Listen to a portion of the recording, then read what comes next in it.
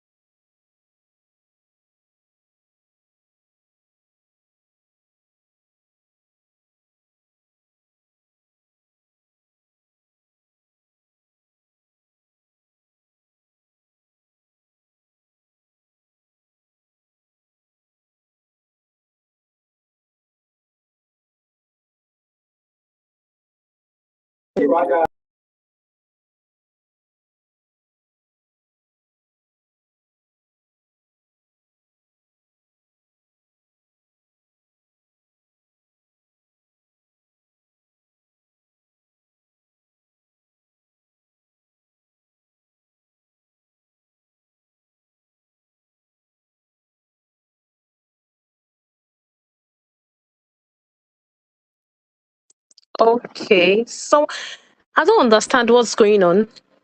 I've been waiting for a couple of seconds now to have you people drop your what you've learned so far.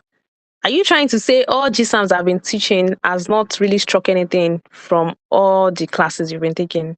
Because by now I expect everybody to be dropping one or two, three or four, five or six things that they've learned over the course of this past 6 days. But now I've only seen 3 persons.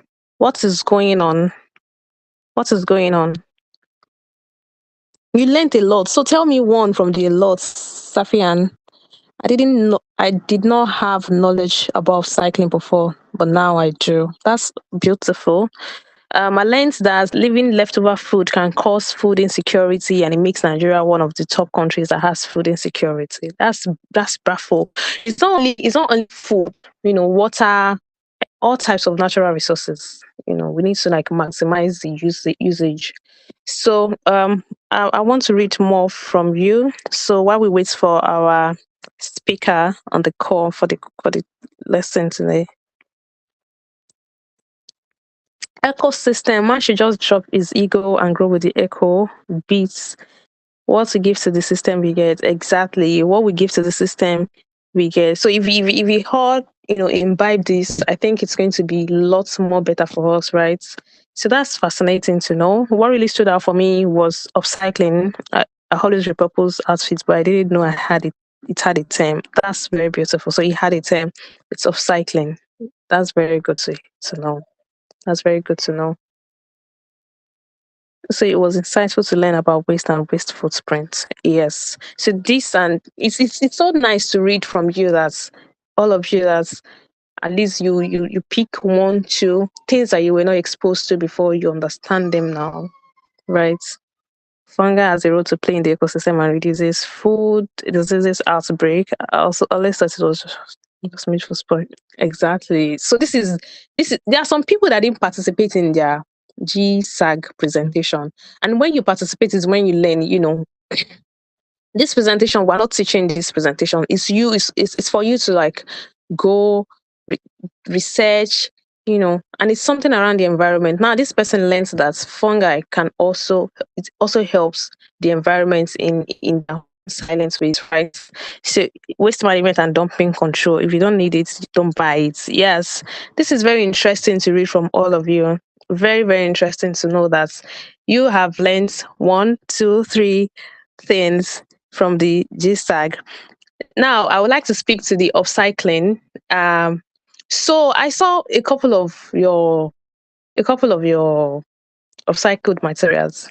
Some of you just carry water bottle and divide it into two, right?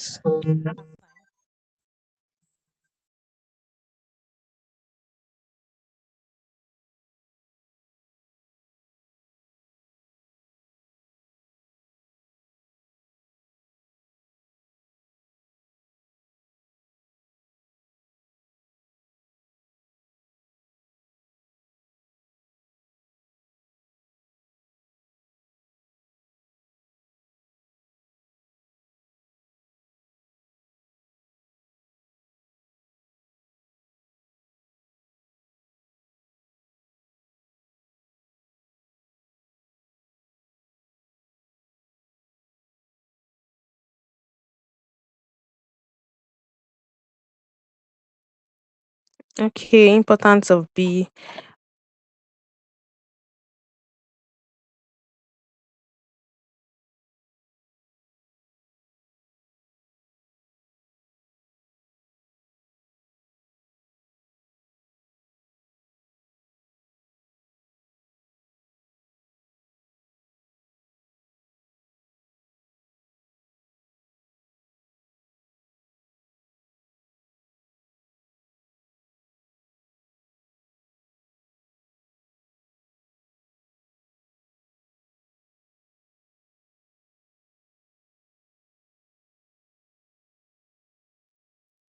All right, guys.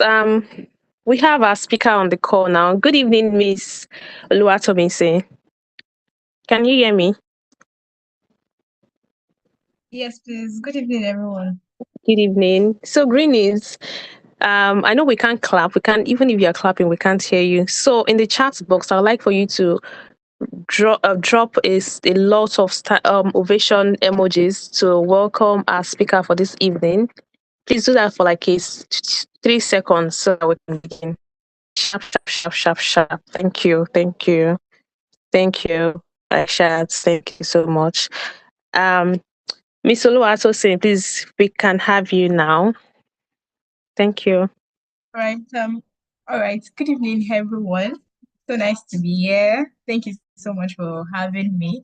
So my name is Oluwatomi Taiwo, and I'm representing the legal and compliance team of Plugin Nigeria to deliver a lecture on the legal angle to the topic that we have all been discussing throughout this academy. So please give me a minute to share my screen with you. Please, I hope we can see my screen now. Can we see my screen?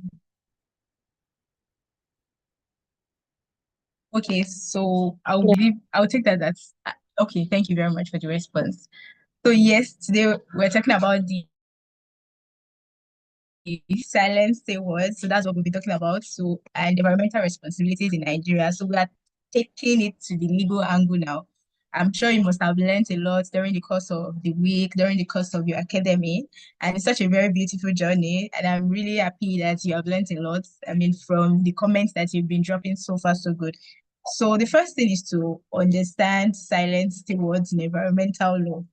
I'm sure you know that by now. You know how fungi are important, how earthworms, how bees, insects, and all of these things basically help us, save our environment. And you know the human contribution as well, how sanitize workers, waste workers, how people who regulate and inspect, how officers, how community stewards, and how pluggers like you will help us save the planet Earth. Also, now to the Nigerian context. We all know that Nigeria is one of the countries with the largest growing population all over the world. And we can see how rapidly we are growing in our urbanization, and how we are at risk in this whole environmental problem, because we still have people who don't know a lot about these things, and yet we are developing every day. So that's a very, very important thing to know about. However, it's important to also know that there are laws put in place for all of these things. So at the end of this lecture, when you see someone going anyhow, you be sure to tell them that, do you know that what they are doing is not appropriate. All right. So 40% of municipal waste in Nigeria cities is uncollected and improperly disposed. Exactly what I said. So the next time you walk around and you see a very big dumpster, it's one of the 40% that we're talking about. The next time you see just refuge being stored somewhere without any form of, and the next time you see that a lot of people just dump refuge somewhere and at the end of the day they come back to burn it, that's one of the 40% we are talking about. Improper disposal and basically uncollected. So there are very few people would, dispose their waste properly. There are those are people that will probably have estates that you have waste collection management come to take your waste in your estate. So that's one of the things. And basically, what are we talking about? We're talking about the public health crisis. Anything can break out of, that improperly disposed waste. And let's not forget the fact that it is violating a lot of corporate laws. It is violating a lot of laws, illegal dumping, indiscriminate burning, and a whole host of them basically. And the number one thing we are still emphasizing and we always continue to emphasize is the fact that it is damaging our ecosystem. It is damaging us every day. Every day we see that, the weather keeps changing, the sun keep getting harsher, and then we just, continue to think of the fact that, oh, when I was young, it wasn't like this. When I was young, it was a lot better than this. But these are the things that are contributing towards it. Now, we have legal framework in Nigeria. We have laws that are put in place. So let's look at those laws that are put in place. So basically, we have, the principal law, which is the constitution. If you're a government student, you know what I'm saying, that okay, there is the constitution, there is the principal law. So the constitution of Nigeria states protects and improve the environment, safeguard water, air and land, forest and wildlife. Basically, everything that concerns the environment, the Nigerian constitution says protect it. So there is also another thing that says directive principles of state policies. Basically, everything we are saying is that the Nigerian law says you should protect your environment. It is under the law. It is recognized under the law that you should protect your environment. Now, there are some core environmental laws in Nigeria. One of it is Environmental Impact Assessment Act. So you could take note of this ones. One of it is the Environmental Impact Assessment Act. Mandate all major projects before approval, that you must, tender how you're going to develop the environment instead of harm the environment. How whatever project you're about to do is not going to harm our environment, and how anything you're going to carry out, basically, you're going to take precautions so as not to harm our environment. There's also the National Environmental Standard and Regulation Enforcement Agency. Basically, that's like a body that oversees compliance, pollution control, biodiversity protection. So when you see people burning things, when you see people, doing a lot of pollution out there, it's not because we don't have the laws in place. It's because, okay, we lack enforcement. There are laws in place for all of these things. And there is a law as well against oil spillage. So for people that are from the Niger Delta region, now, one of the issues that we always that we have in the Niger Delta region is oil spillage. There is a law against it, but we'll still find ourselves here. So there is also the Nigerian Ozone Layer Protection Regulation. This one basically bans production of anything that depletes the ozone layer. So anything that will cause harm to the environment, Nigerian law bans every activity like that. So there are also sector-specific laws. There are laws concerning waste management. There are laws concerning forestry. There are laws concerning water resources. And there are even laws concerning oil and gas, like I've mentioned earlier. Now, there are we have the Nigerian biodiversity and conservation laws, basically. So these are laws that guide the plants, the animal, the species, and a lot of beautiful things that God has blessed us with in this country. So there is the National Biodiversity Strategy and Action Plan. There is the National Biosafety Management Agency Act. There is the Nagoya Protocol on access and benefit sharing. So you can see that there are a lot of laws. I've mentioned almost 10 different laws now, and all of it is still tilting towards the fact that Nigeria protects our environment. We want to protect our environment. It is ratified. Also, we have international organization and treaties. We have, things that Nigeria has ratified under our own laws to, guide our environment. We have, joined them to sign it that, oh, we want to be a part of this. So one of those treaties is the Paris Agreement on Climate Change, that by 2030 would have a good planet. But I don't think we are going there now, because it looks like we're getting worse. So that means you, after this academy, you're going to lecture someone out there about all of these things, and let us, move forward in all of this. Now, we'll look at a little bit about the endangered species currently and legal protection that are available. So currently we have the cross river gorilla. These are species that are going into extinction as a result of, the activities of human, as a result of environmental crisis. Another is the Nigerian Cameroon chimpanzee. Another is the African forest elephant, and some other animals that we have listed in our document. I'll give you an example. When I was young, we would go to the zoo, and then you will find some of these animals there. But right now, if you go to the zoos, they are mostly scanty, they are mostly empty, because there are no animals.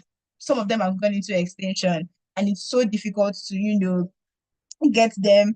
And let's not talk about the fact that our government as well, they are not, striving or, making impact to keep all of these animals to keep them alive, to keep them, around. Unlike other countries where we have their government always, making sure that, okay, for every animal that has gone into extinction, they are trying everything humanly possible to bring them back.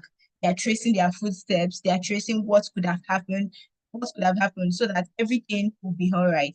So one of the laws that we have is National Park Service Act.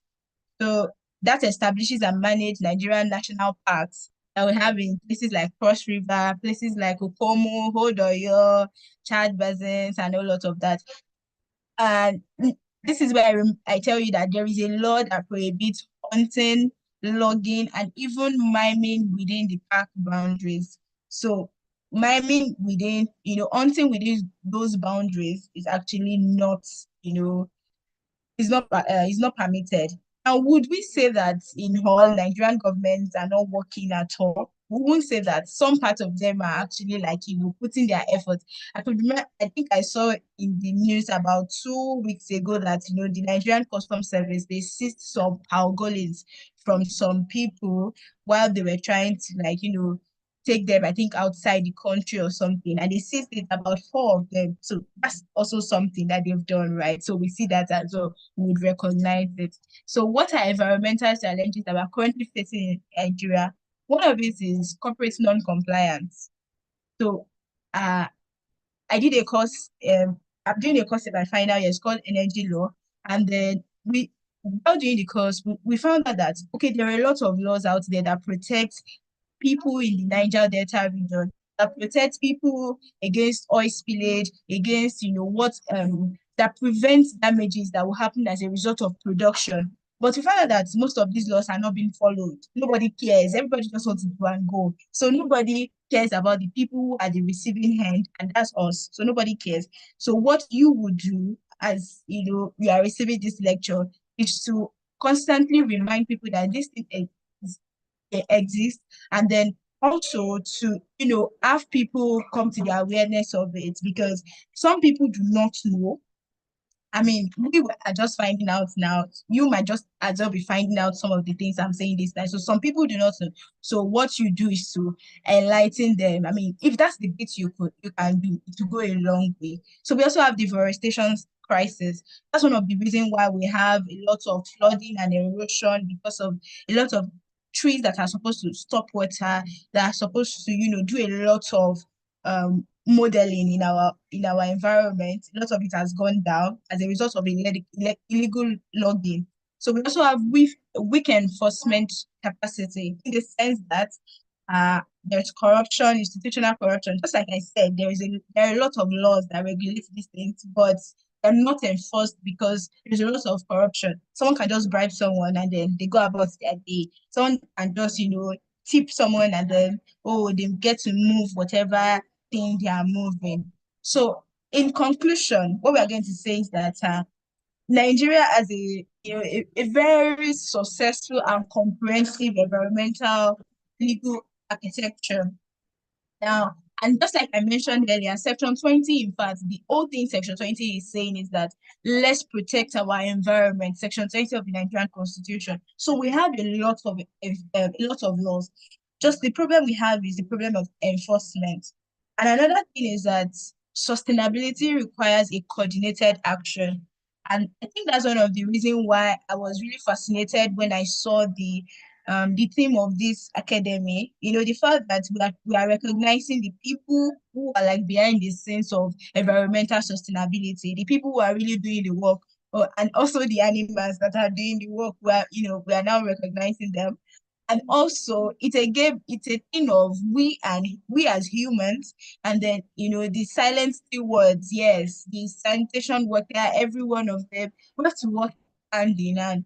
So the next time you see a sanitation worker out there, I hope you would pay them the respect that is due to them. Because we always look at them and just go about our day and everything. Some of us even don't treat them really nicely. So I hope that even after this academy, you learn to pay them a lot of respect, because they are doing a lot to save our environment.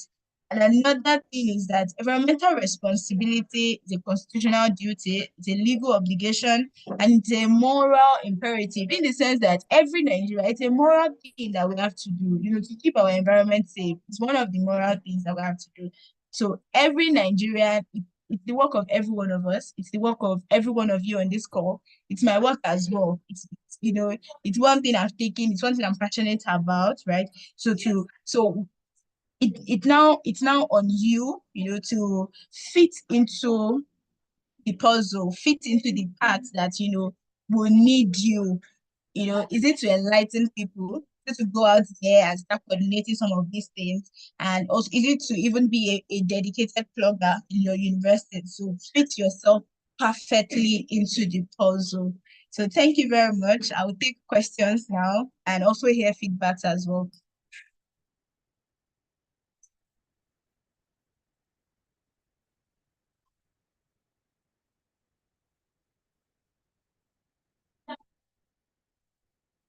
Hello, how are Thank you you with so how are much. you with me? I will take Yeah, questions. Okay, yeah. thank you so much. So if you have questions, please type it in the chat box. Let me read it out for our speaker.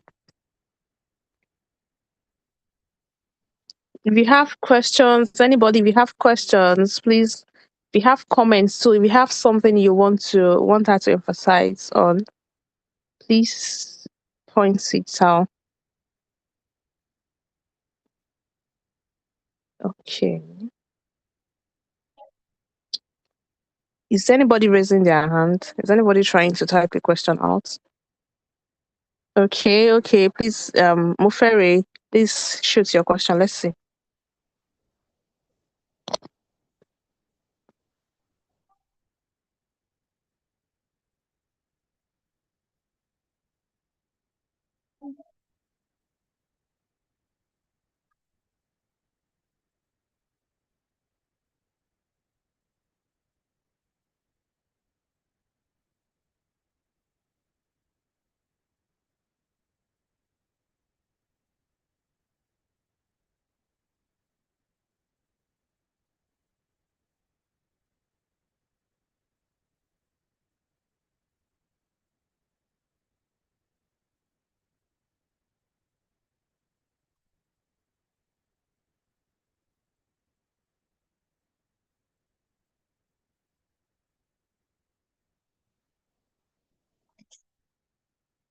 Yes, we are waiting for your question actually.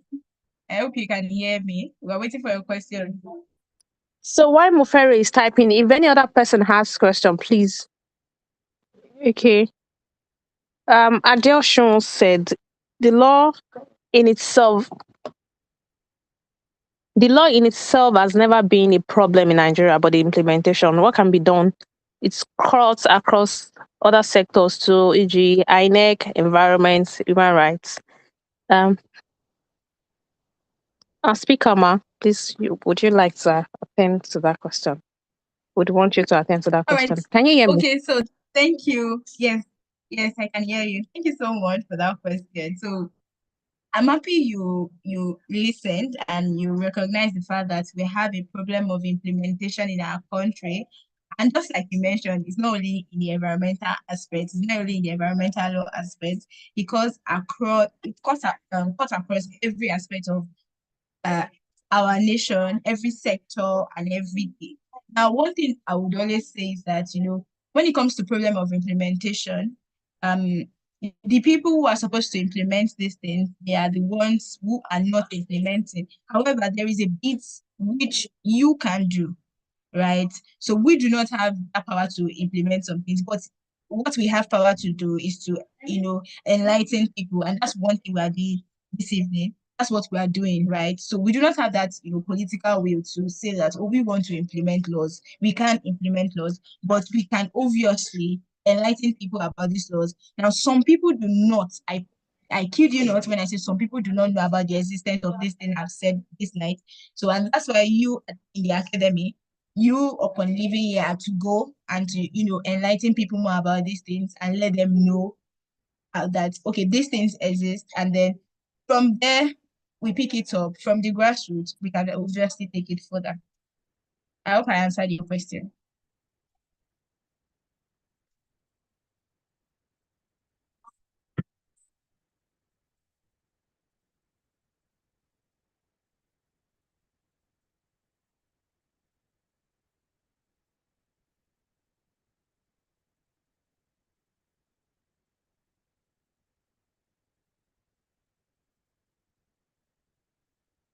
Please, can we hear me?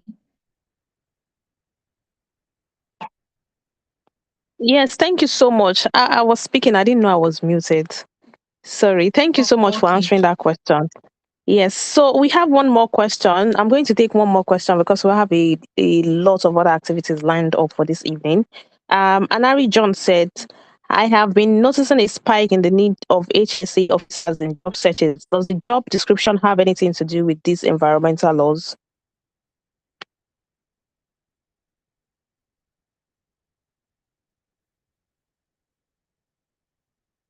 Sorry, I didn't get your question.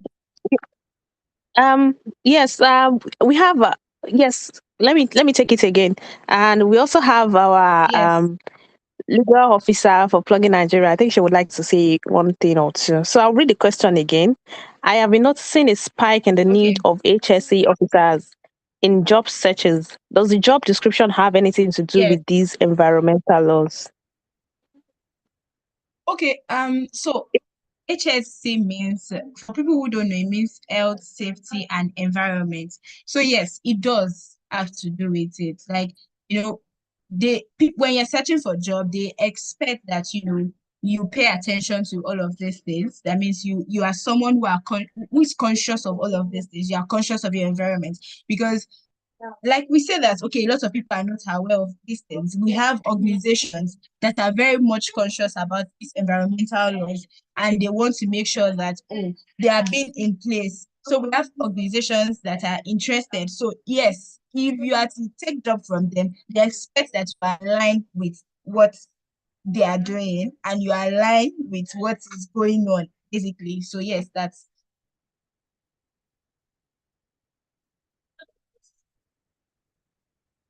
Thank you so much, Ma. Please, the host, please, can you make the legal director a co-host, or please allow her to mute her mic so she can say a thing or two to us? Hi. Hi, all. Hi, good evening, madam. Hi, Good good evening. evening. Well done. Well done. Thank you. Job so far. Thank you. And Oluwatomi saying, well done. That was really, really nice. I mean, I love the way you explained and you made your presentation practical. And so I just want to say something about the issue of implementation in Nigeria, right? So the angle I'm coming from might sound a bit technical to some people here, because I'll be coming from the angle of the constitutional mandates in Nigeria. I'm talking about the 1999 Constitution, as amended, the Nigerian Constitution. If you look at the Constitution itself, there is a problem somewhere because environmental rights is a non-justiciable right in Nigeria. What does that mean? It means that you cannot readily go to court and say that, oh, the Nigerian government they've not been doing what they should do environmental wise. There is indiscriminate waste disposal, there is this and that, the environment is not conducive to living, blah blah blah. You cannot do that. If you are coming from the constitutional angle, and that's because they made it an ordinary directive, more like, oh, this is nice, Nigeria should do this, but it does not have that force, it is not a right, in short. If you look at the Nigerian Constitution, you see where we have the right to life, right to hearing. Those ones, they are rights, they are mandatory rights. They are things that you can go to court and say, oh, I have this right, and this right is being infringed upon, and I want this and this and this as relief or as compensation or as pronouncement by the court. So that's the major issue. So where the Constitution, which is the foundational substance or norm in the country, does not even provide for environmental rights, that signals some sort of lack of priority, or I don't want to say, I don't want to use another word. So I think that's one of the major issues. Even though we now have cases where citizens now go to court, they now use some other laws that Nigeria has ratified, like the African Charter on human and people's rights, and some other laws that we've ratified, like international treaties, like Taiwo Oluwatomisin mentioned. So we have some treaties that Nigeria is a party or a signatory to. So you can come under these treaties or under the African Charter and say, okay, the right environment or the right to a good environment is something under this act or under this law, under this treaty, and Nigeria is a signatory. It has even been ratified in Nigeria. It has been domesticated in Nigeria. So I could actually say, okay, now I have this right. But the issue still lies with the Constitution. And that's why I would think that one of the reasons why some of these institutions, say Nesria, talk about a lot of them. Sometimes they are not as effective, or they don't even do what they're supposed to do. Many people don't even know them in Nigeria. That's because they are passive than active. So I'm just from that response. And there are some other issues like lack of funding, lack of oversight and all of that when it comes to all these institutions. So, well, let me just say, let me stop there, just to not to overflog the matter. Thank you very much, Taiwo.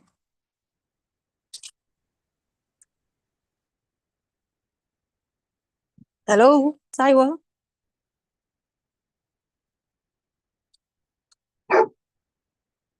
Can anyone hear me? Yes, ma'am, I can hear you, ma'am. Me too.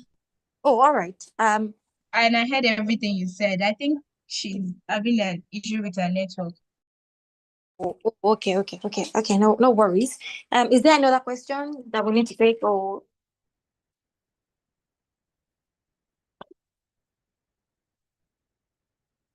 any other question while we wait for? No, I don't think there is anything. So I just want to say that for the person who asked concerning HSC, that I've dropped a message on the chat box. You can go through it.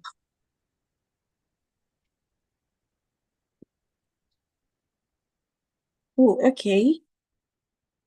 All right. Thank you so much, Barrister. Thank you so much. That was really Sorry, insightful. before you go ahead, Cyrus, apologies. So I think Okay. someone does not exactly get what I'm trying to say. So what I'm trying to say is that environmental right environment, it does not even exist under the Nigerian Constitution. It does not even exist at all. So there's no environmental right under the Nigerian Constitution. That's what I'm trying to say. But I'm saying that now, when you look at some treaties, some regional or international treaties that Nigeria has domesticated, you can come under that when you go to court or when you are trying to advocate for environmental rights in Nigeria and say that, when you've domesticated a law, it means the law is as good as a local law. It's, in fact, it's a local law. That's what it means. So most people now come under those treaties to now say, okay, enforce environmental rights in Nigeria, or do this or do that, for the environment. And also, some people also connect environmental rights to human rights. I mean, I'm talking about right to life, right to dignity of human person. So if you come to court now and you're able to prove that what is being done in your environment is affecting your life, in fact, is a threat to your life, you can connect it to your right to life and say, okay, I have the right to life, but this thing is affecting my life, it's affecting my health, and it's connected to my right as to live as a person, or to your dignity, as a person. So you can do that as well. So I'm not saying that, I mean, to this person, we don't even have that environmental right in Nigeria. That's under the Nigerian constitution. That's what I'm trying to say. Thank you.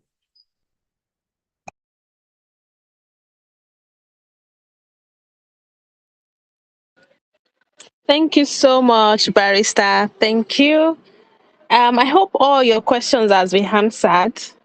Thank you so much for joining us, Barrister, this evening. Back to my speaker, Miss Oluwatomisin. Can you see me? Yes, please, I can. Yes, please. Yes. Thank you so much for joining us today. Really appreciate your time. Thank you so much. And Thank you I so hope much. that It was a my pleasure. grainees have been able to learn.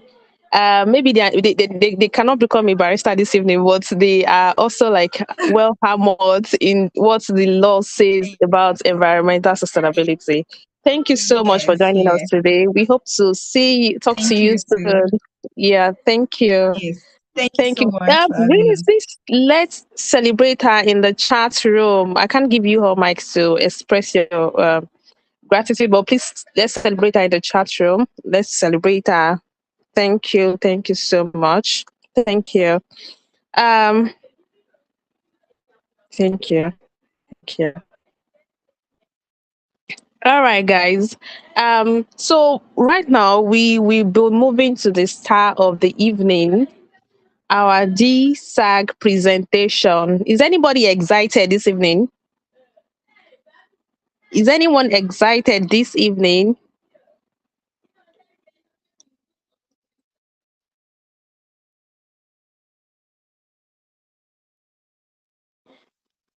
Okay. I like the energy I'm getting. So if you know you're a speaker from all 7 GSAGs, please raise your hand now. Please raise your hand. Use the hand raise option. Raise your hand. We would like to identify you so we can make you co-host when it's time for you to speak, so you don't have difficulty um, talking. Please, can you hear me?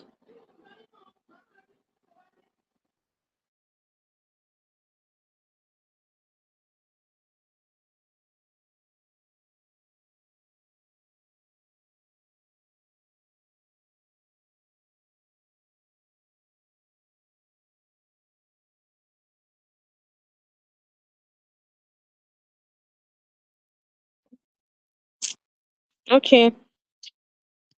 Thank you. Thank you.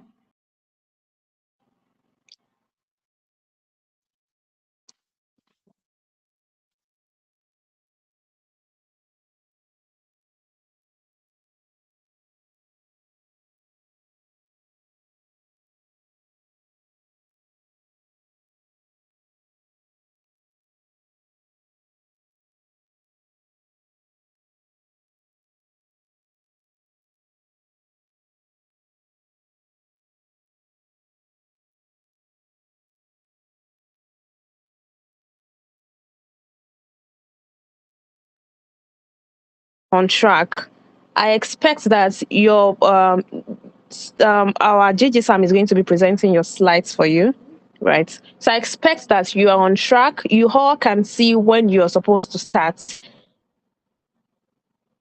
Time management is very crucial. You have 8 minutes to present. So if we have two speakers in your GSAG, you should ensure a smooth transitioning from one GSAG to another. I don't want somebody to stop talking and then we're looking for the other person. You know when you're to present, you know when you're to take over. So please stay on alert. The admin is going to make you a co-host when it's time for you to present. So we're starting by 8:30 on the dot. So we have Bacteria GSAC go first, 8:30 to 8:38.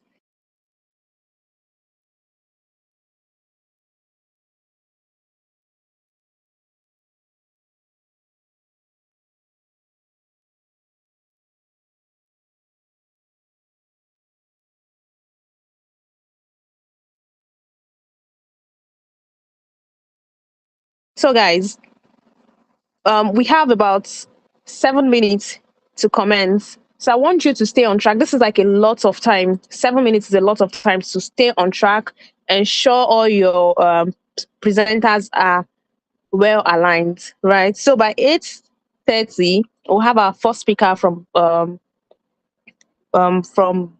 Bacteria GSAC present. So please be aligned. Thank you.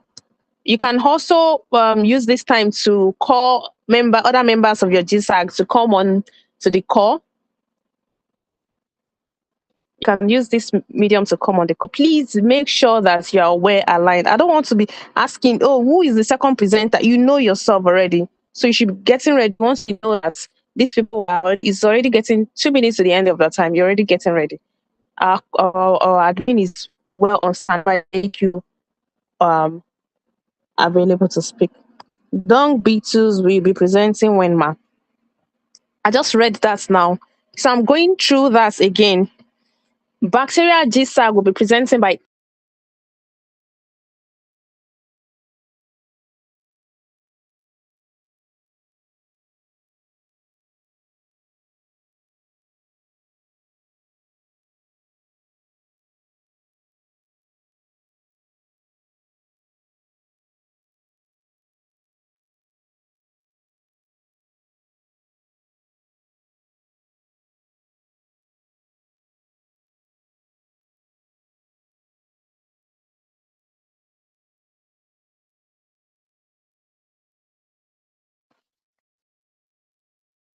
You can't hear me? Please, can anybody confirm they can hear me?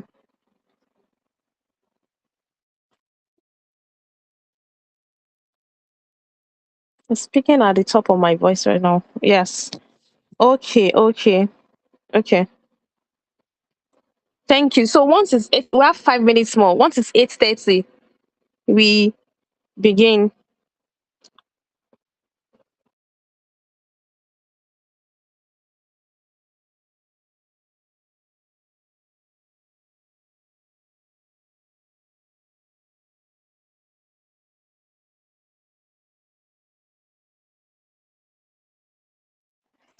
You lost me at some point. I'm saying it's on your WhatsApp group. It's on your WhatsApp group. You can always go to your WhatsApp to check for when your GSAG will be presenting. And I implore you to make sure that you are all aligned towards the time of your presentation. Presenters should ensure smooth transitioning from one presenter to another. I don't want one presenter to stop and we're looking for the other person. Please ensure that you are all on standby. Smooth transitioning, because time management is very important. It's part of what's going to be used for you for grading you. So you have to ensure that you keep to time. Your 8 minutes is 8 minutes. You're using 8 minutes to present, right? So please make sure that you are well aligned, and the order of presentation is well on the group. And we're starting in 4 minutes. In 4 minutes, less than 4 minutes.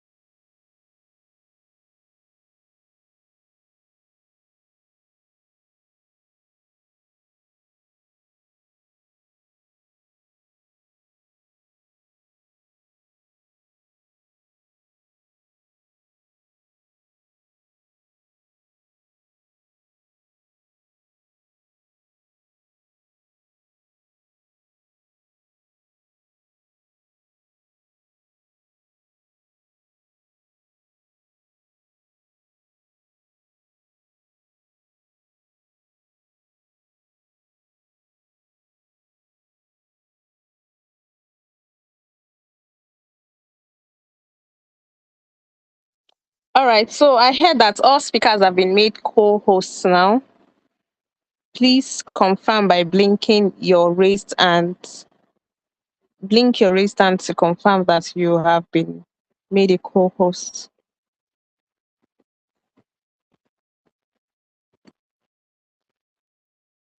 Or you can drop in the chat box that you've been made a co-host.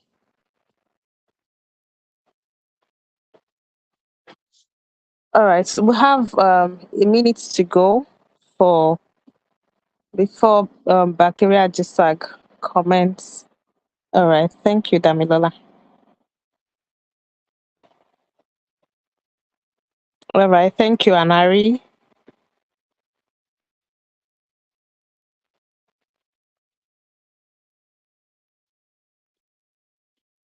Okay, Bacteria Jisag, we can have you. Your screen is up.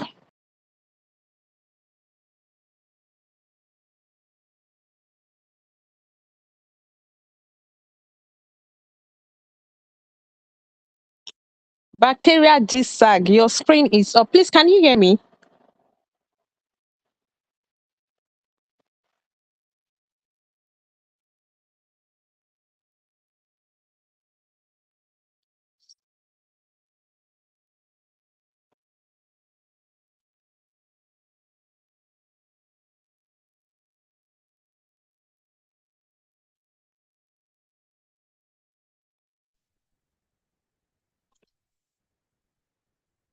Good day, everyone. Okay, yes. Good day, everyone. We are the Bacteria GSAG, and today we're exploring the hidden architecture of hope, a comparative analysis of microbial stewardship and informal waste economies. In the next slide. So, we often celebrate the loud lions of environmentalism, but planetary equilibrium actually lies on an unacknowledged metabolism. This hidden architecture provides the essential infrastructure for ecological continuity, and we will explore this through two distinct domains: the biological domain of microbial communities and the anthropogenical domain of informal waste workers. Next slide, please. So to introduce our assigned biological stewards, we look at bacteria. They represent the most ancient form of earth stewardship, and they are rarely the obvious stars of the habitat, yet they are the primary engine of nutrient recycling and decomposition. So to put this in perspective, there are an estimated 5 times 10 to 30 raised power 30 bacteria on Earth, and together they perform hello and together they perform 100% of natural organic decomposition. Next slide. Their unseen work also extends to their unseen work, that's bacteria, also extends to their engineering fertility. So bacteria convert atmospheric nitrogen into biological nitrogen fixation. It's estimated at $50 billion per year. And this produces a massive unseen subsidy to global food security. Please, the next slide.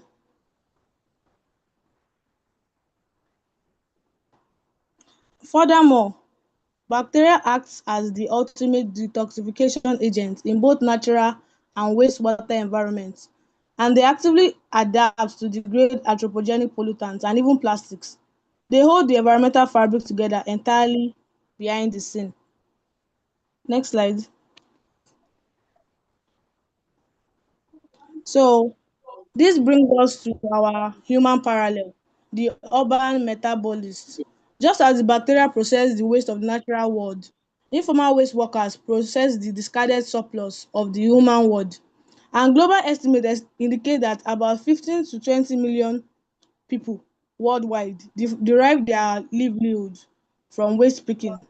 Like our biological stewards, they operate largely unseen without formal contract or state protection. Slide 7, please. So, focusing specifically on Nigeria, their monumental impact becomes undeniable. Globally, the informal sector is responsible for a 58% recovery share of plastics. And right here in Lagos, 13,000 tons of waste are generated daily, and informal workers mitigate this by filling the municipal void. And this sector has an untapped value of $2.5 billion. They are the human stewards holding our city together. I will now hand over to my partner to discuss what happens when the silent work stops. Thank you. Thank you. My name is Ibrahim Usman Waziri, bacteria and organic processor. Please, can you hear me? Yes, I can. Yes. Go ahead. Okay.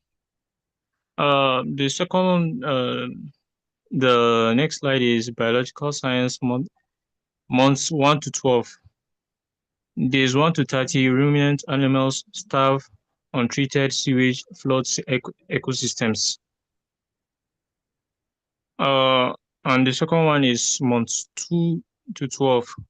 Cessation of microbial carbon sequestration triggers rapid global warming. Human silence 1 to 12. Months 1 to 3, unrecovered plastics clog urban drainage, causing flooding. Months 1 to 3, the removal of waste workers could lead to a 25 to 40% spike in waterborne diseases like cholera.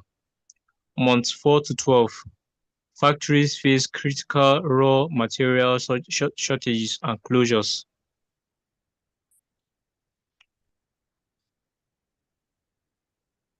The cost of marginalization. Informal workers are frequently stigmatized as nuances rather than environmental agents. They face severe biological and chemical risks. A survey revealed that 54% of waste pickers in Nigeria had experienced significant hazards affecting their death.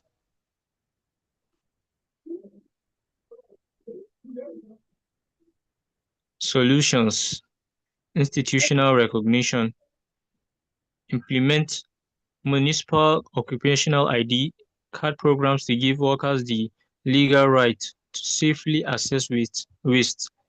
This repositions marginalized scavengers as respected service providers.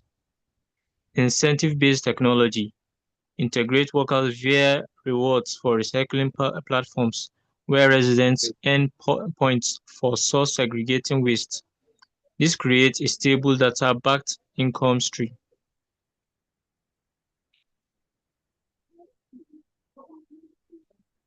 Solutions: culturally sensitive infrastructure. Distribute You high have like 5 quality minutes to go. Yes, distribute high quality PPE, co-designed with workers to ensure comfort and dexterity. Establish decentralized collection hubs for safe sorting. In Lagos, the creation of 104 such empowerment centers is planned.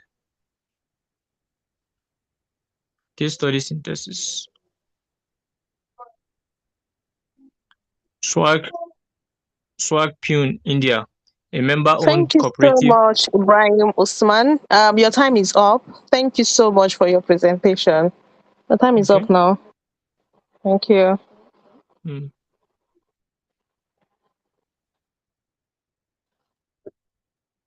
Some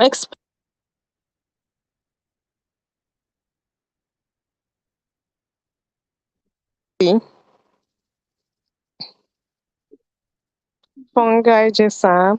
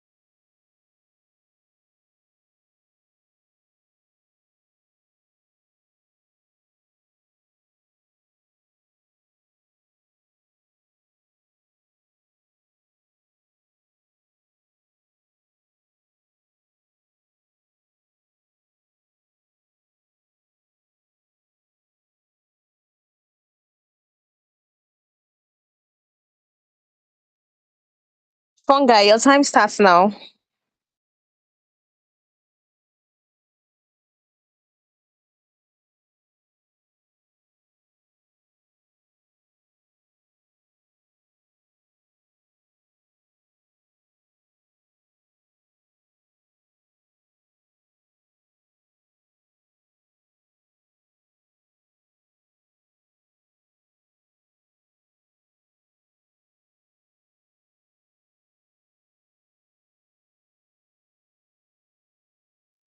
Fungi GSAG, your time starts now. Can you hear me?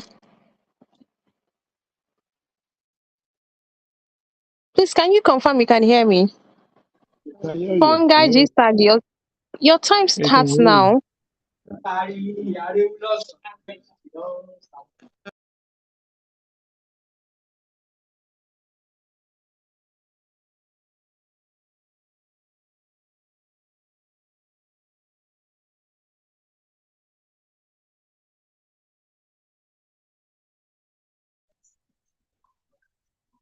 Good evening, everyone. Sorry for that.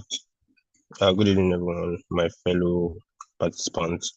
Yeah, my name is Damnola Johnson from Fungi GSAG, and I'll be speaking on the fungi as biological stewards in the ecosystem, human parallels, and the role of silent stewards. I believe you can all hear me. Yes, please go ahead. Okay, thank you. Next slide. Now, fungi are living organisms that include mushrooms, moths, and yeasts, and they are heterotrophs, meaning they can make their own food and instead absorb nutrients from organic matter in their environment. Most time we see and take fungi to be dirt around us, but no, they have their own role, which is very impactful in the ecosystem. Next slide. We have some roles of fungi in the ecosystem. The main roles, which have they act as decomposers that break down dead plants, animals, and waste. We also have them to be recyclers of important nutrients back into the soil. Fungi also act to contribute in environmental cleanup through bioremediation, and they help regulate harmful microbes and support food webs, improve soil fertility, structure, and water retention. They also form mutualistic relationships with plant roots. Next slide. Moving to the human parallel, the silent environmental stewards. Who are they? We'll be considering two factors. Who are these silent environmental stewards and where do they operate? Who are they? They are environmental field workers, community volunteers, forest rangers, and indigenous land defenders. One perfect example taking Lagos as a case study is the Lagos State Waste Management Authority. Now, where do they operate? They operate basically in Lagos, using Loma as an example, in Lagos State, and they help clean up the state in general. Next slide. Human parallel. What are the roles and impacts of these stewards in globally? Yeah. Early warning system. This steward helps us to identify threats like flooding or disease outbreak before they escalate. They also help in data collections.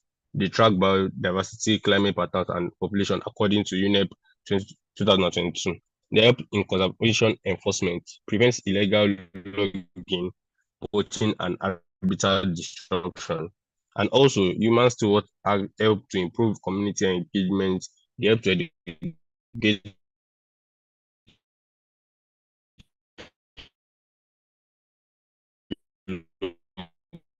locals on waste management, deforestation, reforestation sector. Now, one key point we need to look at is that fungi is together. Next slide. The silent scenario, when the work stops. Now, we have to look carefully into this. When fungi stops work, what exactly happened? Now, in nature, when a biological silent steward stops working, collapse does not happen instantly. It becomes inevitable. This same principle applies to human stewards. So through decomposition and underground mycelial networks, they recycle nutrients, support plant growth, and maintain ecosystem balance. If fungi should stop working for the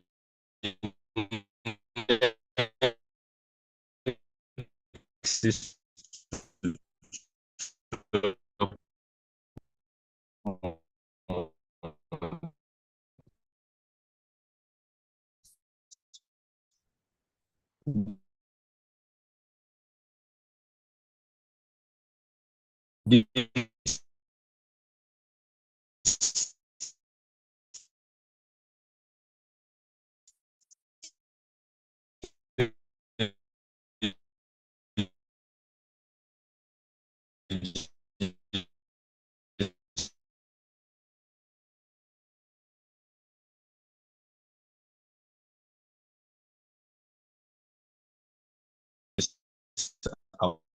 what you should look into.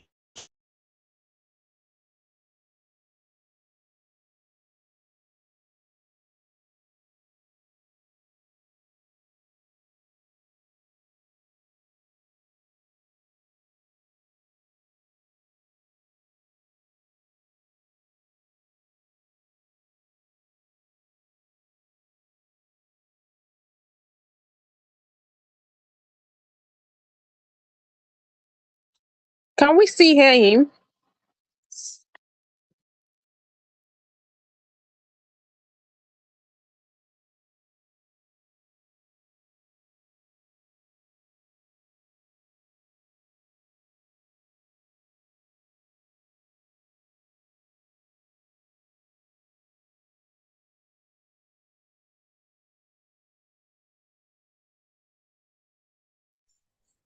Hello, Damilola. Are you still here?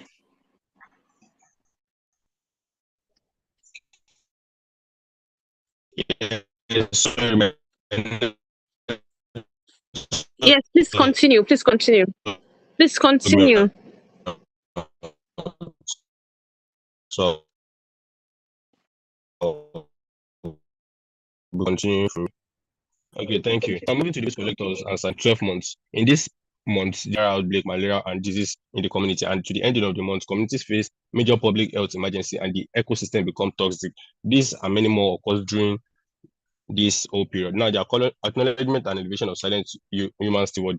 One major thing that needs to be done to improve and motivate these workers is institutional recognition and policy integration, which we lack in Nigeria presently.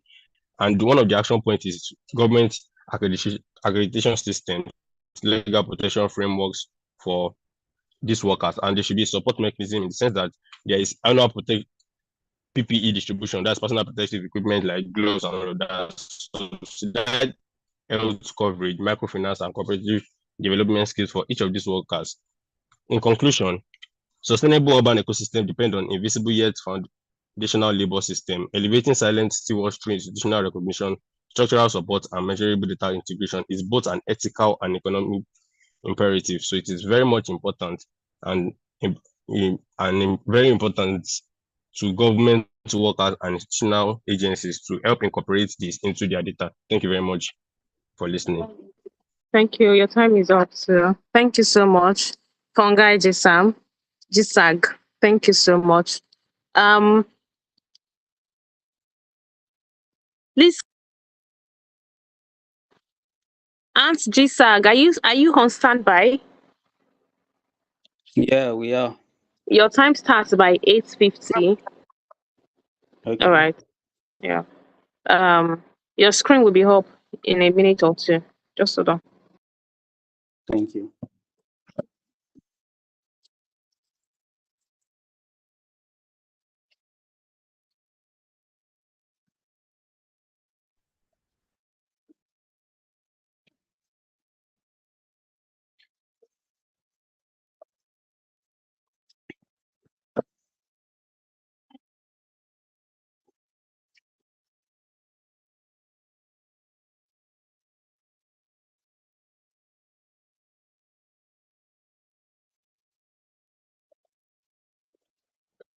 And And just so like if your screen is not up by 8:50, please continue with your presentation. okay. You will still stay there, but just continue with your presentation once it's 8:50.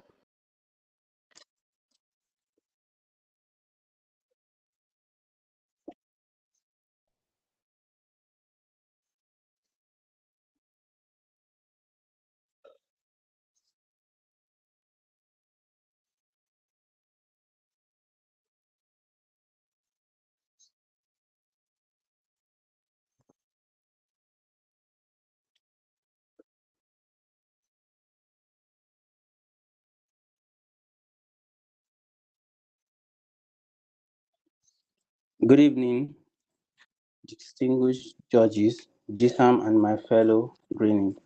My name is Musa Adamu Kois, and I'm here with my partner Ibrahim Barakat. We are proudly representing the ant GSAC, also known as resource aggregators.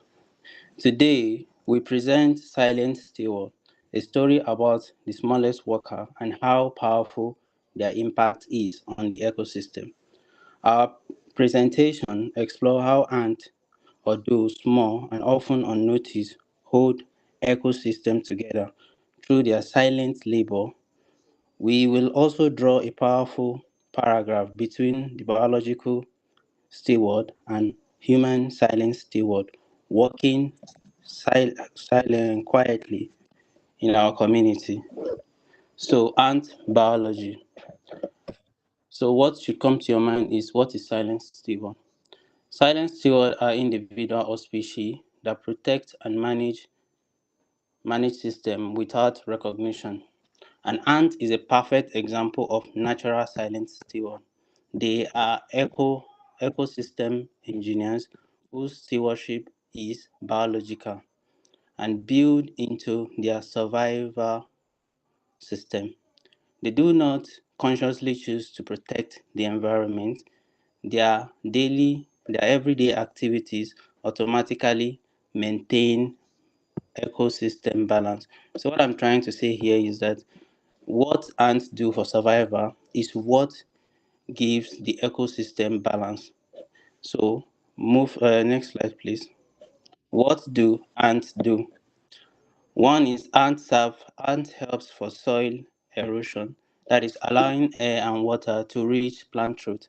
The second one is they also serve as seed disperser. They transfer seed from one location to the other in order to increase plant diversity and support regeneration.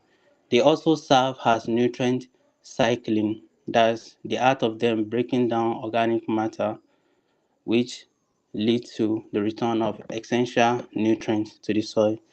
And they also help in fungi farming. Some species cultivate fungi underground as a source of sustainable feed source.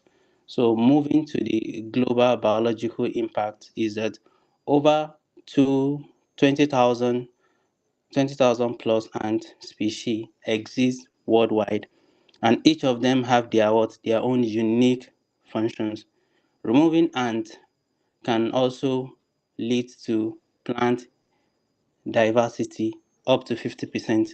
And the other one is that they also improve water infiltration for more than 36%, while in tropic region, ants move 10 times more soil than earth. So you should know that ant is more advantageous than earthworm rather. So we move to the conclusion I've been saying is that ant steward is automatic and biologic. They work silently and without recognition, yet they continue maintaining eco health. So I'll be passing it to my partner, Baraka. Are you there? You can just wait. No, go back. Baraka.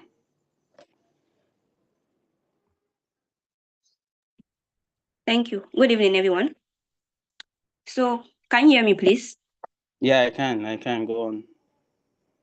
So, please, can we go back to slide 2? So now we will be examining the human parallel. We have just seen how the ants silently protect our ecosystems beneath the soil. Now, let us see above the ground. Because just like ants, they are humans who work quietly every single day, holding our cities together. We call them the human silent stewards. To add to what my partner had said, a steward is a trustee, someone who manages and protects resources for present and future generations. Slide 5, please. In Nigeria, one powerful example of a human silent steward is We Recyclers. We Recyclers was founded in Lagos in 2012 by Balikis Adebi Abiola, who is an IFRC graduate. We Recyclers created a simple but innovative system where households bring their recyclable waste. The waste is being sorted and sent to recycling companies, and participants receive reward points through SMS, which can be redeemed for cash or. This model does not only remove waste, it creates economic opportunity, especially in low-income communities. Every month in Lagos, recyclers remove over 100,000 kilograms of waste, of plastic waste, and serve more than 20,000 households across multiple local government areas. In a city like Lagos, where blocked drainage systems contribute to seasonal flooding, the quiet removal of plastic directly reduces flood risk, water contamination, and sanitation breakdown. They are not celebrities, they are not constantly in the spotlight, but they are holding the urban ecosystem together. Slide 9, please. Now, the silent scenarios. What happens when the silent work stops? Now, imagine Lagos without recyclers for about 6 to 12 months. In the first 3 months, recyclable waste begins to accumulate in our homes and our minds. The informal recycling chain weakens. By 6 months, drainage systems becomes increasingly blocked, especially during rainfall. Flood risk increases across vulnerable communities. As stagnant water increases, contamination risks grows, waterborne diseases such as cholera, typhoid becomes more frequent. By 12 months, sanitation systems are now under visible strains and public health risk, which escalates the situation. What appears to be a silent work is actually structural support for urban stability. Just as removing ants disrupts soil balance and plant life, removing human stewards disrupts sanitation balance and public health. We have now seen the role and impact of both ants and human silent stewards. The next step is how we will strengthen and support them. I'll now hand over to my partner for the conclusion. Okay, thank you very much. So, how can we solve this issue? Is that one, I have three practical aspects. One is institutional recognition. Government can formally register and illegalize, protect environment, community groups, and so on. That is the government helping to solve the issue by creating waste management policy. The second one is sustainable funding support. That is provision of micro grants from huge companies that will come together to solve this issue. And the last but not the least is education and youth. Through that, the government can create a curriculum that in schools, every student is being taught on how to become a silent steward so that the community will become a better place to be. So, to my conclusion to this is that a closing thought: ants maintain ecosystem quietly, human steward maintain city quietly. The lesson is clear. Systems survive not because of noise, but because someone show up every day and does not stop working. So the question is, should we also be a silent steward? Thank you. I'm done.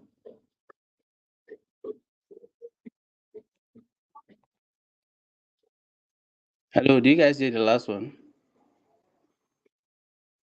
Yes, yes, you are with you. Thank you. Thank you.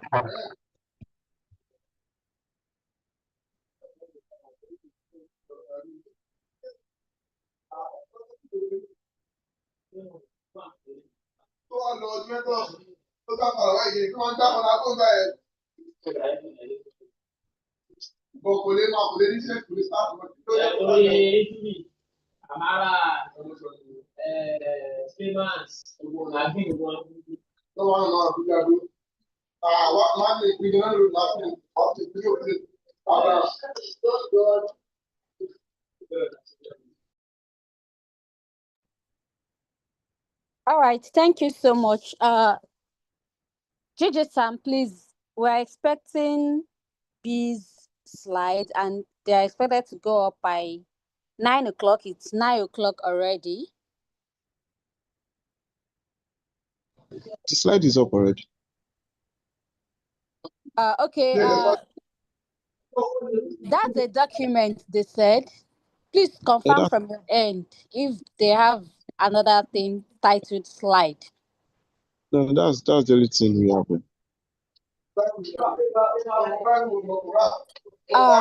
Representative from the B's GSAG. Can you confirm if this is your slide? This is not our slide, ma. We have another. We have a slide. This is just the document. Okay, who did you submit your slides to? Actually, I'm not the one that submitted this the slide, but I don't actually know the person that submitted.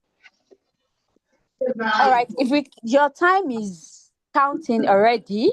1 minute gone. So if you can submit your slide, if you can forward it right away. Okay, I can just continue that, ma. Good day, everyone. My name is Bello Shakiruddin Okpeyemi with my co-presenter. So I'm representing the BGSAG Climate Educator. So before starting our presentation today, I would like to start with an imagination. Imagine waking up tomorrow morning in Lagos. You go to the market, in my two. You look around, no tomatoes, no peppers, no orange, no watermelons. The trader looks at you and said, they are no longer growing well. Now imagine that this is not because of war, not because of flood, not because of inflation, but because the bee disappeared. This is how powerful very small can be, the power of bee. So moving on, the biological silent steward bees. Bees are pollinators. As they move from flower to flower collecting nectar, they transfer pollen. That act simple pollination allows plants to reproduce. It might look small, it might look ordinary, but it's the invisible architecture that sustains lives on Earth. According to the Food and Agriculture Organization (FAO), it says that 75% of global crops depend partly on pollinators like bees, which means that the apple we eat, the cocoa used for chocolate, the vegetable in our soups, they exist because bee quietly do they not they don't want for social media, they don't ask for applause. So moving on, the impact of bee in the ecosystem. Based on what I've said earlier, so these bees they sustain food security. One, number two, they also help with biodiversity and agricultural, economic, and ecological balance.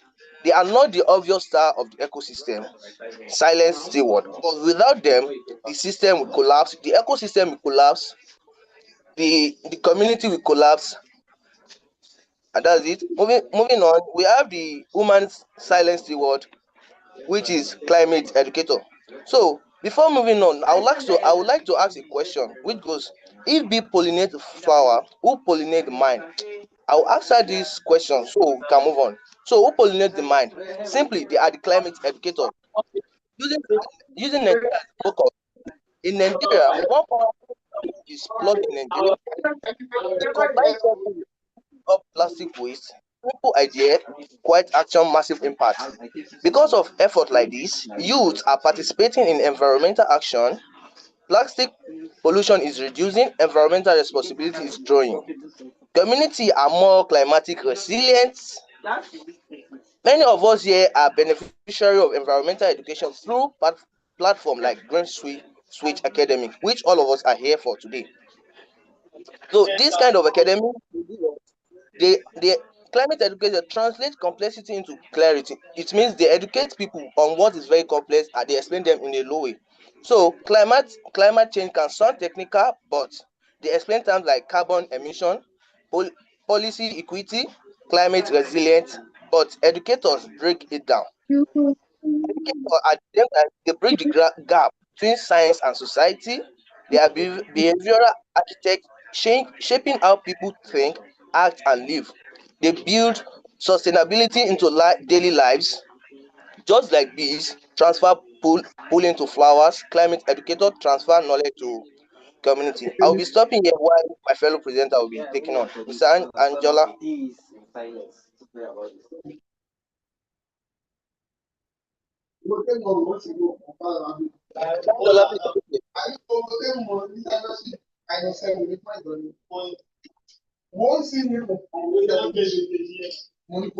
Moving on to the next slide, is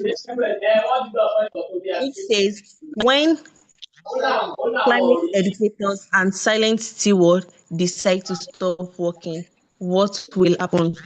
From a case study research carried out in my GSAG, we had a period of 12 months to work with, and these are the following things we noticed. In 0 to 3 months, there are no visible changes observed. Then in the next 6 months, we can observe that there is development of environmental crisis. In the next 9 months, there is social collapse. Please, can you hear me? There is social collapse. And then by the 12th month, there is policy equity failure.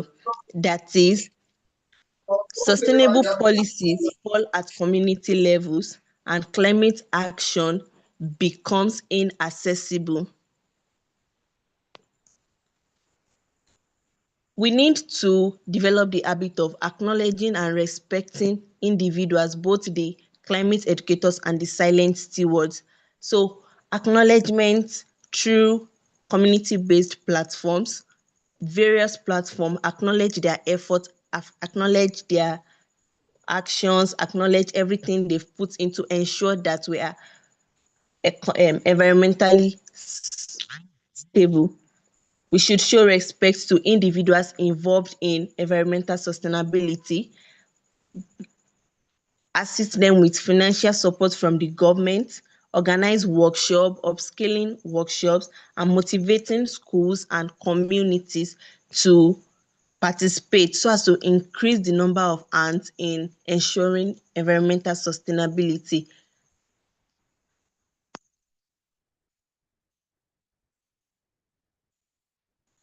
Please, can you hear me? We should motivate schools and communities to ensure that they participate in community-based work to ensure environmental sustainability. In conclusion, we have the home of hope. Hope is not always loud, it does not always roar. At times, hope simply hums. Bees hums in the field to pollinate our flowers, just like educators home in classrooms and meetings to pollinate our minds.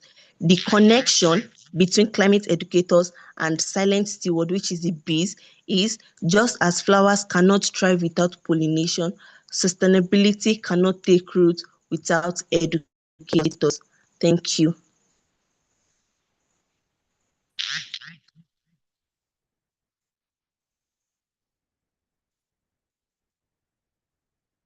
Thank you. I'm done.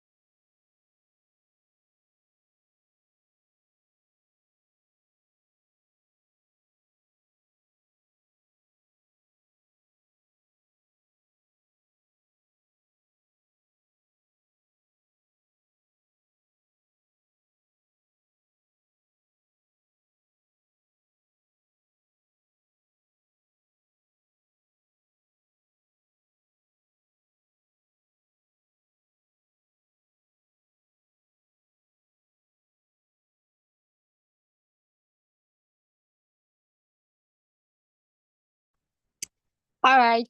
Thank you so much, Biz GSAG. You finished right in time despite the challenges. And I guess you actually submitted the document instead of your slides. You could check in with whoever submitted so that that can be cleared and your grades will not be affected.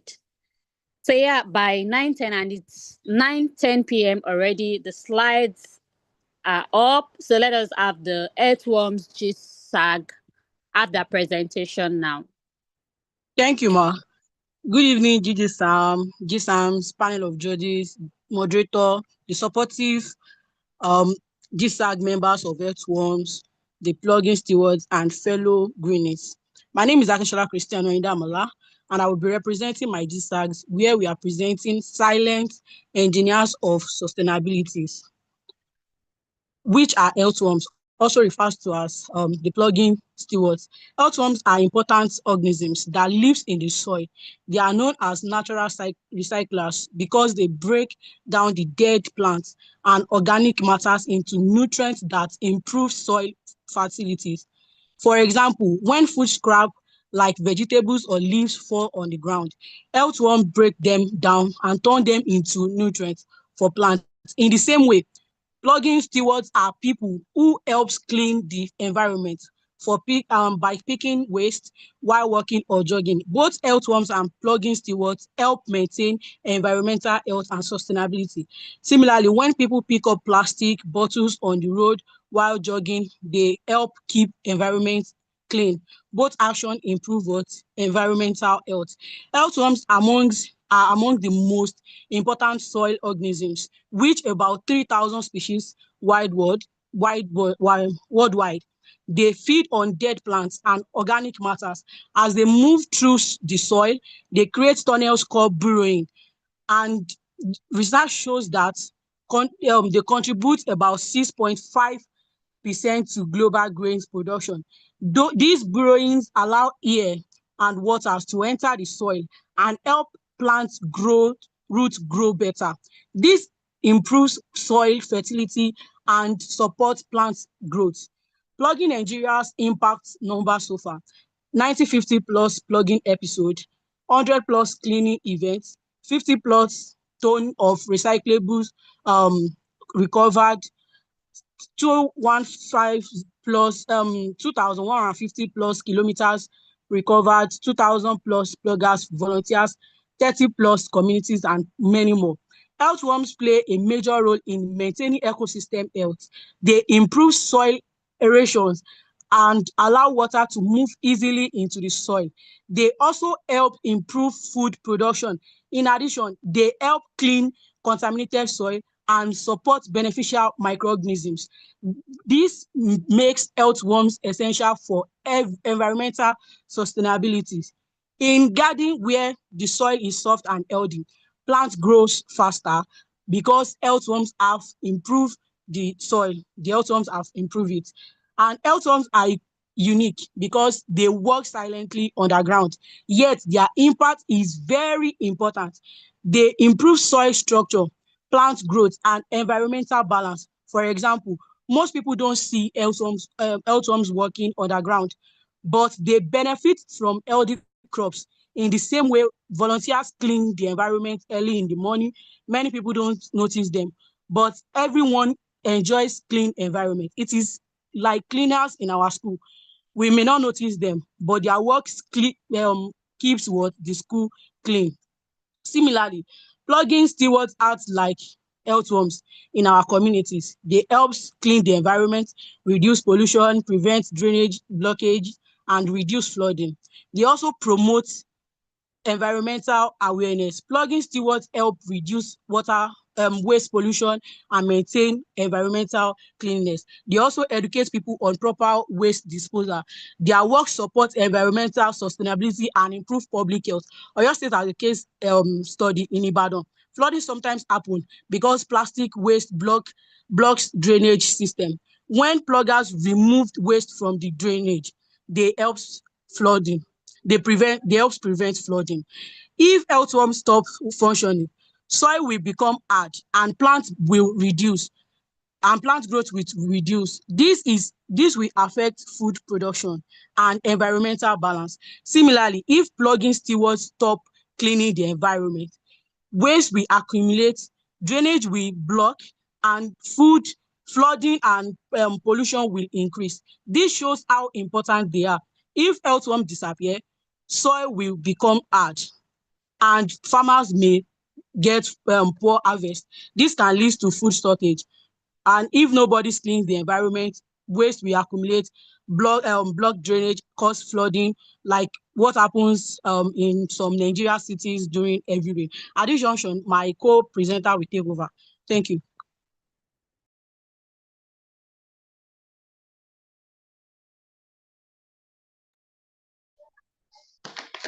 Okay, you can hear me. Thank you for taking the lead, my co-presenter. Standing on existing protocol, my name is Asukunyi Fivon Kemdelim. In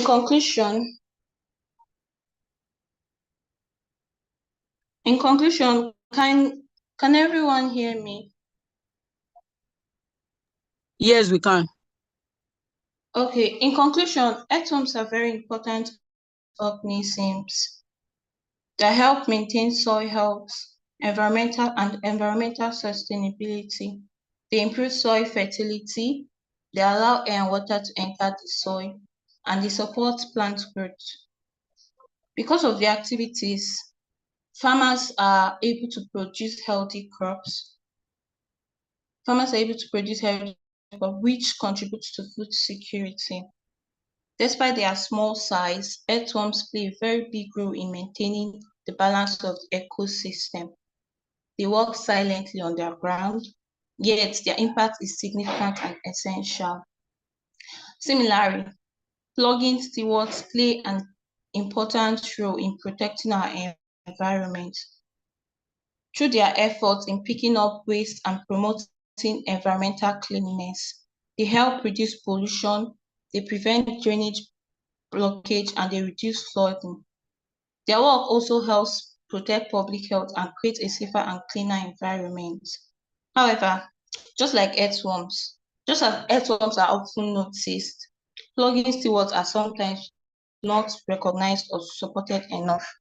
This is why there's a need to create more awareness and provide support for environmental stewards. As a recommendation, government, organizations, and communities should support plugging activities by providing tools such as gloves, waste bags, and safety equipment. Environmental education should also be promoted in schools and encourage students to participate in protecting the environment. As a call to action, everyone has a role to play in maintaining environmental sustainability. We can start by disposing of waste properly, Time up. participating in cleanup activities, and Time up. encouraging others to protect the environment. Remember, small actions can make a big difference. Your time is up. Heads from GSAG. Thank you so much, Favor. Thank you. The next GSAG, please be ready. We'll start by 9:20. All right, ma.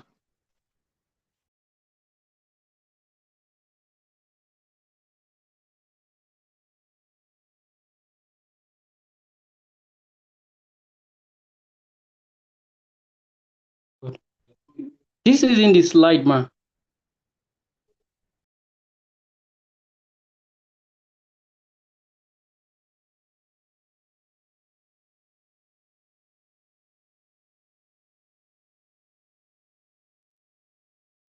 What do you mean this is not your slide? This is not the slide. This is the document, ma. This is what was submitted to me by your representative. I personally submitted 2 different documents, one for the slide and the other for the document, ma.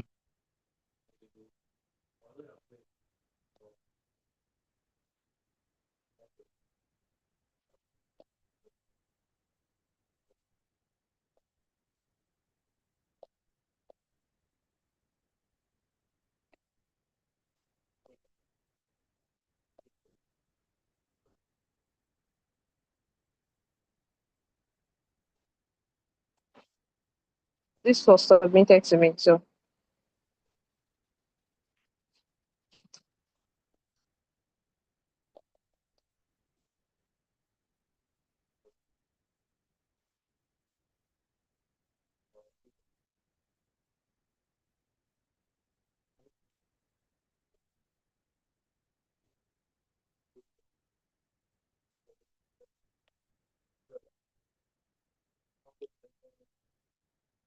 Okay, can I start now, ma? I hope we can all hear me. Without Yes, wasting much of our time, I am Adedokun Praise by name from the Dong Bitu GSAG. And I'll be speaking on the topic which says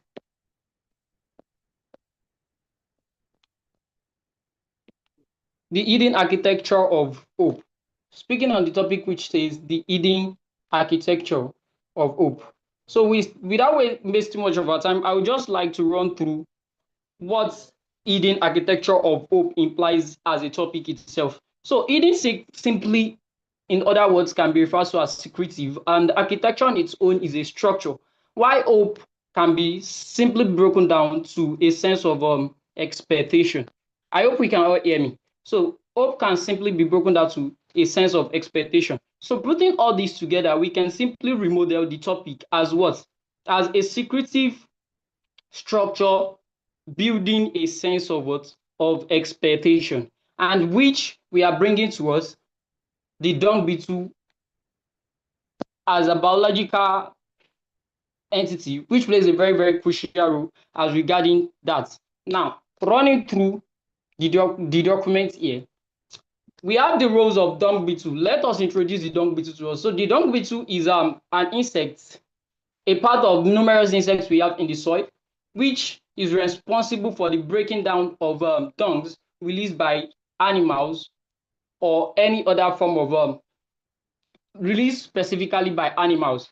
So according to that Juma 2019, it recognized that we have over 7,000 species of dung beetles worldwide. Over 7,000 species of dung beetles worldwide. So simply, let's go into the roles of dung beetles. So the roles of dung beetles can be simply divided into two: the ecological role and the ecosystem benefit. So under the ecological role, they improve soil structure and water infiltration, enabling better plant growth. So basically, what we mean by that is that when we look at these dung beetles, they are made up with two antennas as other insects, and these antennas are used even in the dark to locate whenever the release of dung is done. So this antenna leads them to find and locate these dungs. Now, these dungs are rolled into balls and taken buried down into the soil. And when broken down, they contribute to the soil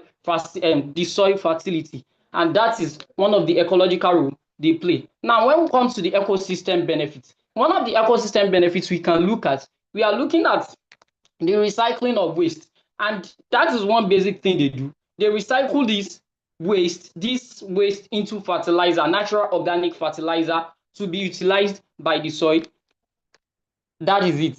So let's move on. Now let's look at the threats these dung beetles have experienced over time. Now the threat is as a result of human negligence, which includes loss of habitats as a result of deforestation. So when humans cut down trees, they unconsciously or consciously destroy the habitats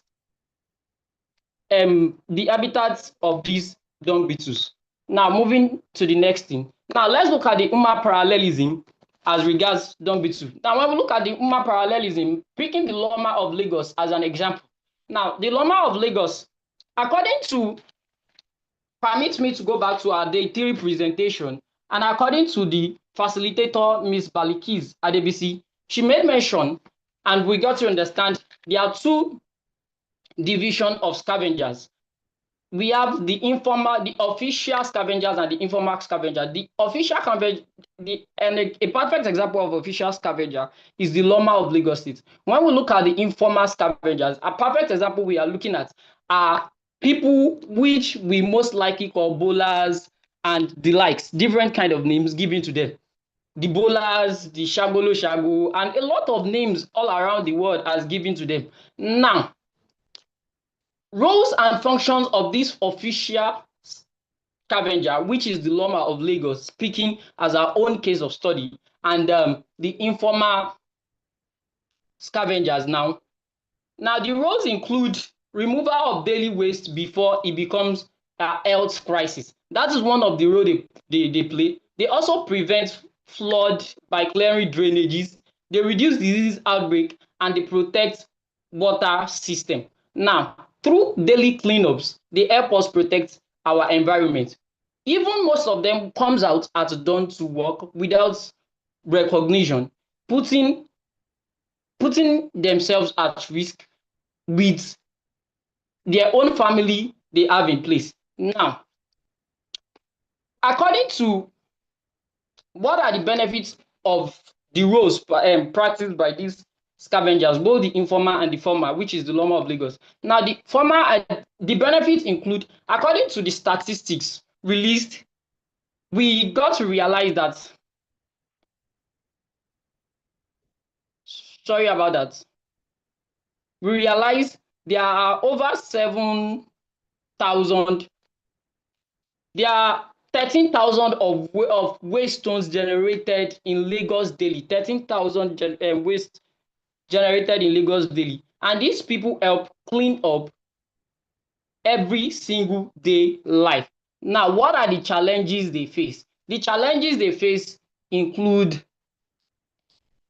that they lack proper recognition, and even they face social stigmatization as a result of what they engage in. People do not embrace scavenging, and to that extent, we can see all over Nigeria, as these people are as well labeled criminal. They have criminal label where you see society place a ban on their movements around a particular community just to ensure the protection of the community, which is a form of stigmatization as well. Criminal labeling is also a challenge faced by these scavengers. Now, moving on, silent scenario, what if dung beetle stop works? What if Lagos Loma stops work? Now, imagining dung beetle stopping work, everywhere is going to be filled up with dungs from animals, from humans. Why? Because these insects are the ones responsible to ensure the breakdown of these dungs into fertilizers. There will be lesser productivity of food as a result of lack of fertile soil, and many other things that can be looked into. In parallel to the Lagos Loma, we can see that looking that there are 13,000 of waste generated every day. Now, 4,000 of these waste, 13,000 tons of waste are generated every day. 4,000 tons, which Don't be simply implies too. Your that. time is up. Thank you so much. Oh God, yesterday. Vultures Gisa will have you by 9:30. Thank you so much. Almost done. You see people that are not giving my slide.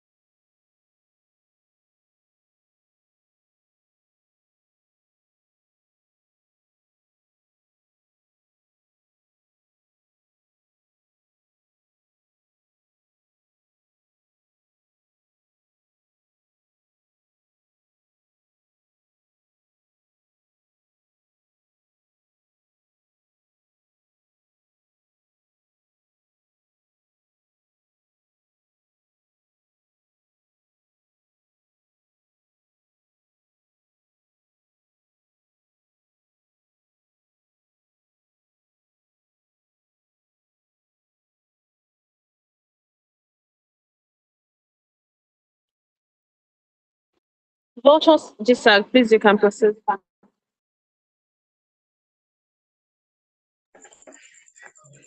Good evening, everyone. My name is John Anari. I will be representing the Vultures GSAG this evening.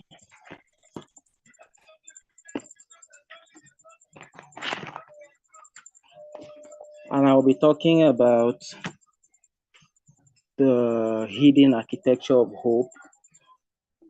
If you take a look at the theme, you will see that it's talking about something going on behind the scene that we might not be noticing at the moment. But my case study today will be the vultures. You will agree with me that the vultures have been seen in the negative light for a long time. They are nature hazard sanitizers who quietly protect the ecosystem by removing carcasses that causes the spread of disease. Point to note, what is a carcass? A carcass are dead remains of any organism. They are dead remains of any organism, and the vultures help to clean up these carcasses that can cause diseases in the environment. Vultures do not hunt. They help prevent ecological harm through sanitation, such as pathogen destruction. What are pathogens? Pathogens are diseases causing organisms. So pathogens are the vectors of diseases, and the vultures in the ecosystem helps to destroy these pathogens even before they have the chance to affect nature. Another thing that the vulture helps do is to control secondary scavengers. Secondary scavengers are animals or insects that feed on what primary scavengers leave behind. Now, the vultures can be seen as primary scavengers, while a good example of secondary scavengers are probably the rats. Imagine that a dead carcass is left unattended to, and a rat goes in there to eat from it, and it finds its way into our living homes, into our living spaces. That can be a very good source of spreading diseases into our homes. And humans are mobile. We can move from one place to another. We can pick these diseases from our homes, take them to our place of work, to our schools. Take, for example, the COVID-19 pandemic.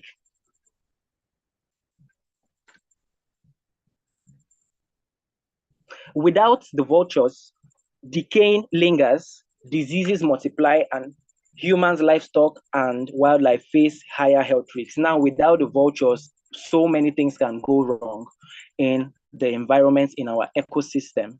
For example, without the vultures, when an elephant dies, it stays there longer than it should, and once it stays there, so many things happen. So many other primary and secondary scavengers can go there, and some of these scavengers are things we come in contact with every day. The kind of diseases that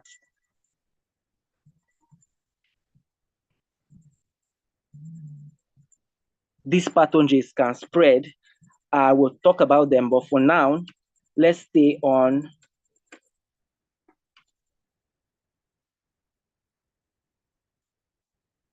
the nutrient cycle silent steward.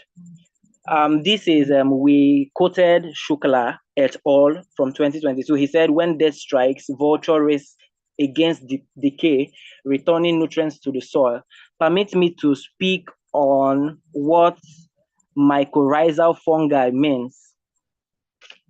A mycorrhizal fungi is a network of fungal channel that connects the plant's roots underground for water transport and minerals, also nutrients. Now think of the mycorrhizal fungi like a hand that helps pull in nutrients from plant roots from the soil into the plant roots. Now, when death strikes, you see the vultures flying around to do their job. And one of the good example we have, the human example we have, is the llama in Lagos State. What do? Their roles include maintaining public health, supporting recycling, and resource recovery. Resource recovery in the sense that turning waste into useful resources instead of disposing of them, thereby reducing the carbon footprint on the earth, just like our GSAT from yesterday, which was submitted today, picking something from the trash and recycling it, upcycling it for something else.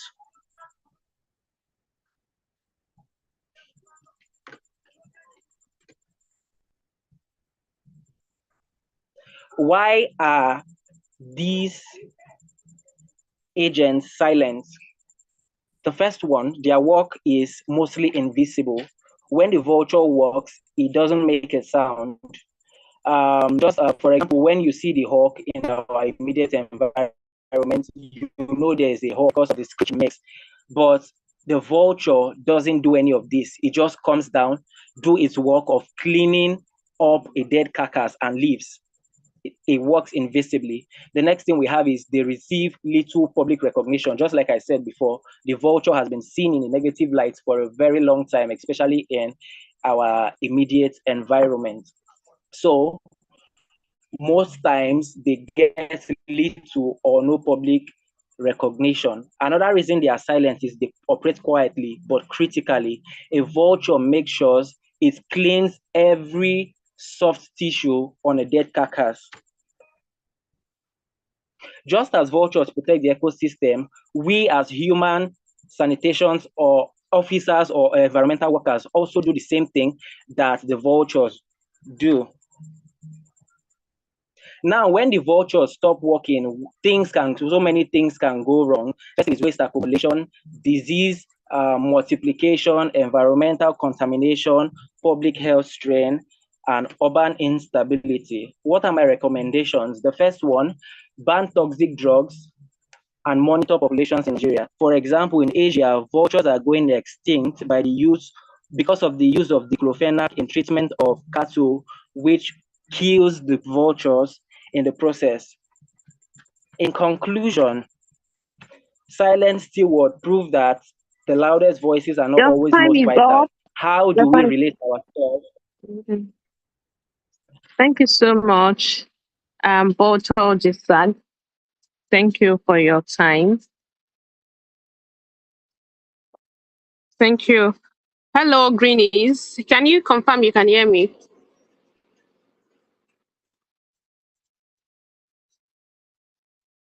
Can you confirm you can hear me? 1 or 2%. All right. Thank you so much. Beautiful submissions from every one of us so far. Thank you so much. All presenters, you did absolutely well. Thank you, thank you, thank you. All participants, all greenies that contributed to this beautiful work that you've all submitted. Kudos to all of you. Like I said earlier, we have a couple of things to achieve this evening. And I would implore us to go back to our WhatsApp group so that we can do the final part of our session for this evening. Thank you so much, everybody. And kudos and thanks to all our GSAMs on the call, looking through our presentation. Thank you so much for staying with us from the beginning till this moment. Thank you, thank you, thank you so much. Please, let's converge on our WhatsApp group so that we can conclude the evening. Thank you so much, everybody.